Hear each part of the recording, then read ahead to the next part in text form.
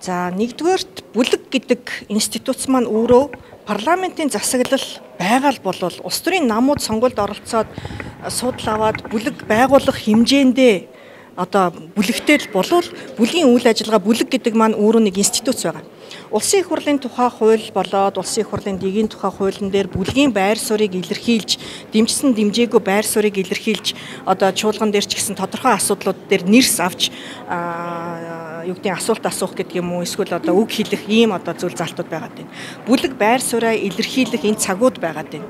Бүлгийн одоо удирдлагын төвшөнд бол одоо энэ тухайн намд оногдсон хугацаанд хичнээн хүн асуулт асуухаар байна уу, хичнээн хүн одоо байр суурийг бүлгийн байр суурийг илэрхийлэхээр байна уу гэдгийг нэрсийг гаргаж бас улсын их хурлын хамгийн газар одоо хөрвүүлдэг ийм процесс хүртэл байгаад байна тий. Тэгэхээр энэ болгон дээр бүлэг гэдэг бол өөрөө нэг институт гэж авч үзнэ. Хамтын шийдвэр гаргадаг институт гэж ойлгож болно гэсэн үг тий. Тэгэхээр яг одоо бидний ярилцсан энэ одоо үнэлгээний журам маань юу байсан бэ гэхээр бид нар өнгөрсөн оны 11 сард бүлгийн одоо нэг л институтс нэг байгууллага гэж үзэх юм бол дотоод үйл ажиллагааны журмаа болоод баталж байгаа. Тэгэхээр энэхүү журмаараа бүлгийн гишүүд ямар үүрэг хүлээгээд байгаа, ямар эрх хүлээгээд байгаа, юу хориглосон гэдгийг бол бүр тусгаалаад заагаад өгсөн. За энэ дээр бол хамгийн наад зах нь за бүлгийн хуралдаа оролцдог байх, бүлгийн хурлаасаа хоцордоггүй байх, бүлгийн хуралдаа одоо хурууга хийчгээд гараад явдаггүй байх, оролцоотой байх, ажлын хэсэгт ордог байх, чуулгандаа оролцдог байх, хуулийг одоо өргөн барьдаг байх, тийм ээ одоо иргэд сонгогчтойгоо уулздаг байх, гих мэтчлэн маш олон үүргүүдийг заагаад өгсөн. За ер нь бол манай одоо юу гэдэг 126 гишүүнтэй олон гишүүнтэй болсонтой холбоотойгоор сахилах хариуцлагын асуудлуудыг зөвхөн одоо бүлгийн сахилах хариуцлага гэлтгүй байнгын хороодын сахилах хариуцлага, за чуулганы хуралдааны сахилах хариуцлагыг яриад байгаа шүү дээ.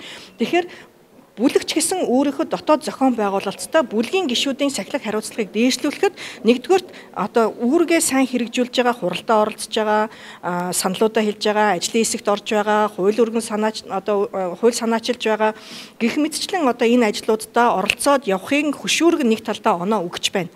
За нөгөө талдаа улс төрийн хамтын шийдвэр бол гаргадаг. Бүлгүүд бол угаасаа гаргаж байгаа цөөхөн онцгой стратегийн ач холбогдолтой намын мөрийн хөтөлбөртэй холбоотой гэдэг юм уу одоо энэ чухал асуудлууд дээр улс төрийн шийдвэрүүдийг цөөхөн одоо асуудлууд дээр гаргадаг. Бүх улсын хурлын чуулганаар орж байгаа бүхий л асуудал дээр улс төрийн хамтын шийдвэр гаргаад байдаггүй.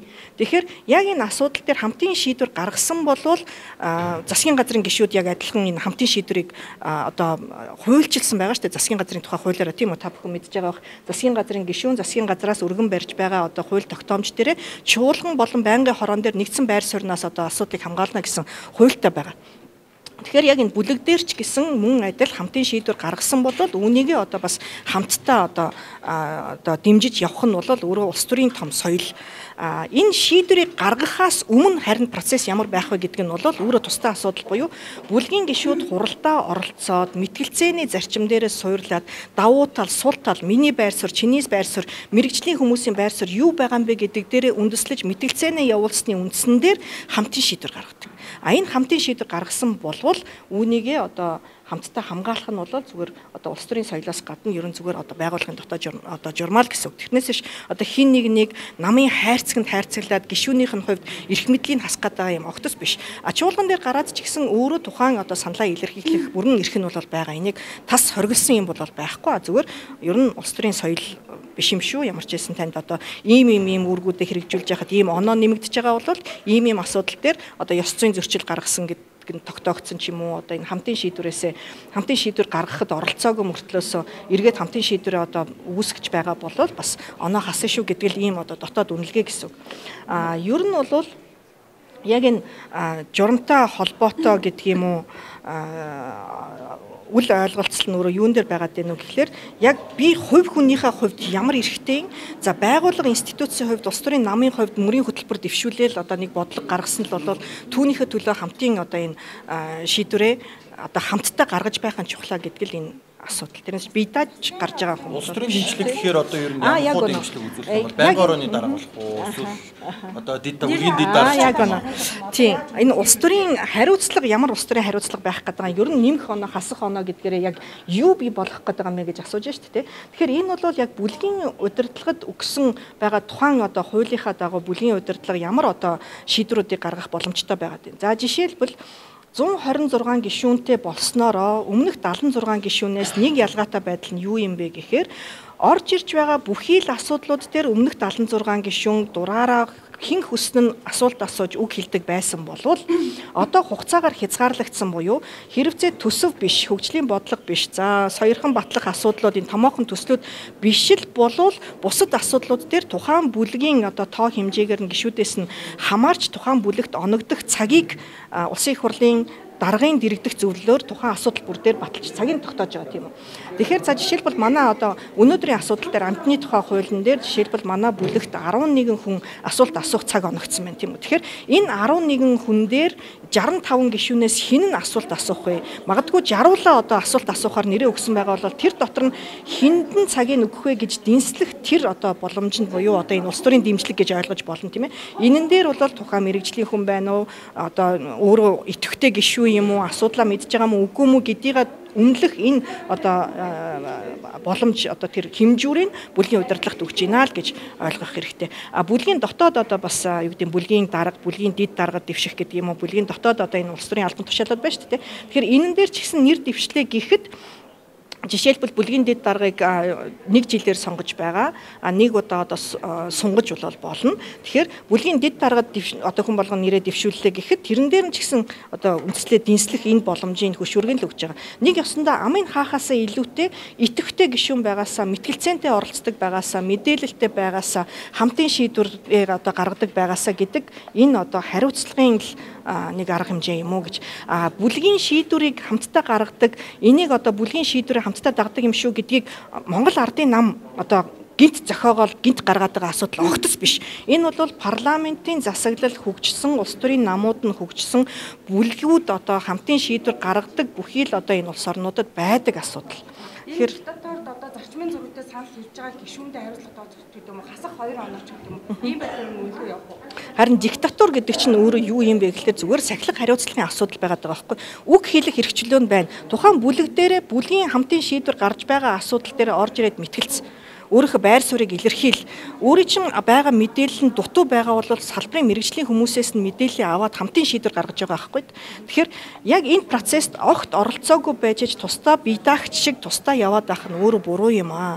Улс төрийн институт гэж байгаа бол улс төрийн наад захын соёл бол өөрөө энэ хамтын шийдвэр юм аа. Хамтын шийдвэр гаргах процесстэй оролцоогүй байж тусдаа би бүрэн эрэхтэй гэд яваад байгаа нь өөрөө улс төрийн маш соёлгүй асуудал юм аа гэдгийг улс төрийн одоо энэ Монгол Ардын нам хэлээд байгаа юм биш. Энэ бол дэлхийд байдаг wiping system буюу бүр одоо тухайлсан одоо үүнийг дагж ийн үгүй юу гэдэг одоо wiping shift хүртэл одоо томилдог энэ улс орнууд хүртэл байгаа байхгүй. Тэгэхээр яг магадгүй бид нар өнөөдөр зүгээр энэ улс төрийн соёл гэдгийг юу гэж ойлгох вэ гэдгээсээ бид нар энэ асуудлыг одоо дэвшүүлэх ёстой байгаа юм. Хамтын шийдвэр гэж юу юм?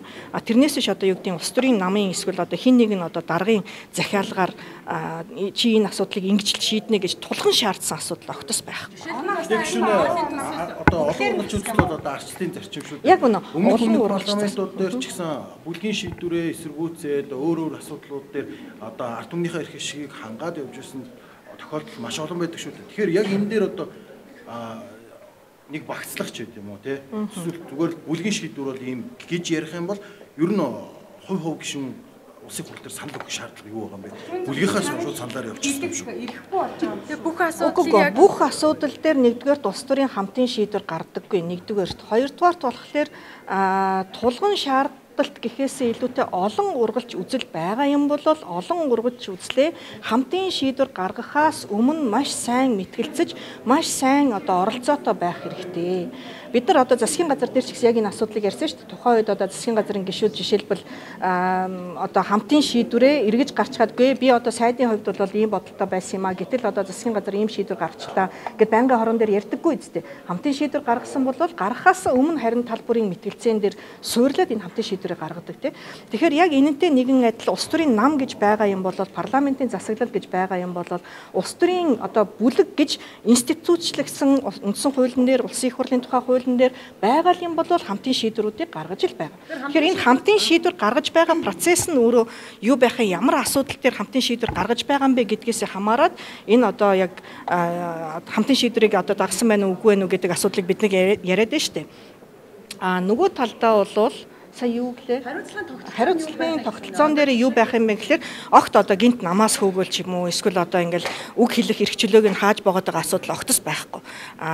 Ямар нэгэн байдлаар эн чинь өөрөө улс төрийн дэмжлэг гэдэг маань тухайн бүлгийн удирдлагад оногдсон жишээлбэл одоо асуулт асуух одоо нэрс өгж байгаа бол олон хүн байхад тэр дотор сонголт хийхэд хинээс нь төрүүлж сонгох вэ гэдэг энэ одоо хөшүүргийг өгж байна. За нөгөө талдаа бол жишээлбэл одоо ажлын хэсэг ахлуулах уу бүлгээс байгуулж байгаа ажлын хэсгүүдэд эрхийн яаж оролцоог нь хангах уу гэдэг ч юм уу тийм энэ асуудал дээр яг энэ улс төрийн дэмжлэг гэдэг агуулгыг ойлгоно. Тэрнээс биш одоо юу гэдгийг өөр одоо ямар нэгэн боломжууд байхгүй шүү дээ. Жишээлбэл Германых бол яадаг вэ гэхээр бүр одоо цалингийн хүртэл хасдаг эрх мэдэл нь байгаад байгаа байхгүй юу. Тэгэхээр ийм асуудлыг бол яриаггүй. Энэ манай дотоод журам учраас бүлгийн гишүүдтэй бол нээлттэй одоо байгаа гэсэн үг. Тэрнээс бусад эн чинь бүлгийн өөрийнх нь дотоод асуудал учраас хүн болгонд одоо юу гэдэг нийтэд мөрдөгдөх асуудал биш. Тийм. Оролцоонуудаа чуулгандаа суухгүй байгаа гишүүдэд тэгвэл ямар хариуцлага навдуулах вэ? Та олон улсын жишээг ярьж байлаа. Олон улсын жишээн дээр жишээ нь эвлэгийн чөлөөтэй акттай гэх юм тэр хүмүүс өөрөө сайн дураараа огцрох арга хэмжээ өөрсдөө бас авдаг. Тэгээ манайд тийм соёл жишээ улсын соёл хэмжээ. За улсын их хурлын нийт гишүүдийн сахилга хариуцлагын асуудал чуулган байнгын хорооны оролцооны асуудлыг бол улсын их хурлын тухай хуулиараа зохицуулсан байгаа. За улсын их хурлын тухай хуулиараа юу гэж заасан бэ гэхээр тухайн одоо чуулганы хуралдаанда хүндэтгэн үзэх шалтгаангүйгээр оролцоогүй хүний тухайн өдрийн цалингийн нэгдүгürt олгохгүй.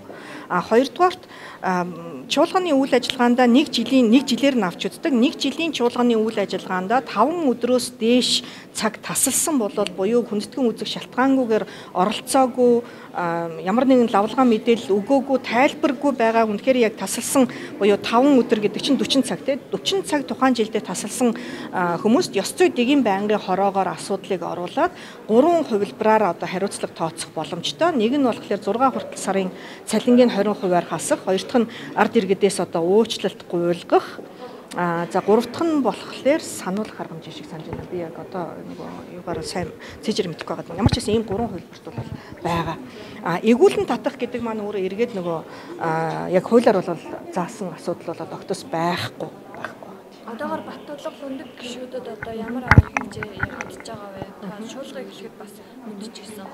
Тийм, ёс зүй дэгийн байнгын хорооны одоо эхний хуралдаанаар өнгөрсөн одоо байнгын хорооны сүүлийн хуралдаанаар одоо өгсөн үүрэг даалгаврынхаа талаар танилцуулна. Ингээд бүтэн жилийн хугацаагаар гэхлээр хуулиараа жилийг авч үзсэн гэж байгаа байхгүй. Тэгэхээр жилийг юу гэж авч үзэх вэ гэхээр өнгөрсөн оны 6 сард парламент бүрдсэн 24 оны 12 сарын 31-нд л бид тасалбар болгож ирсэн ирээгүй хугацааг нь одоо тооцох болчиход байгаа. Тэгээд энэ одоо үнэлгээгээр авч үзэх юм бол зөвхөн нэг гишүүн 40-оос дээш цаг тасалсан. Дүндэг гишүүн болохоор оролцоогүй боловч эрүүл мэндийн акттай гэдгийг бол тайлбарлаж ирсэн тийм. Тэгэхээр одоо ёс зүйн байнгын хороо хуралдмагцаа энэ асуудлаа танилцуулаад цалингийн хасах саналыг бол оруулнаа. Дүндэг хэдийгээр одоо яг тасалсан гэдэг нь бүрдээгүй ч гэсэн өөрөө одоо бас албан ёсоор уучлалт гуйж харагдана лээ. Буюу одоо би хариуцлагагүйгээсээ болоод эрүүл мэндэд анхаараагүй. Тэгээ одоо би одоо цаашдаа бол бас хичээнэ гэдэг ийм одоо тайлбарыг хэлж байсан. Тэгэхээр тухайн одоо жилдээ буюу одоо энэ оны 25 оны чуулганы эрцгийг бол 26 онд л одоо бас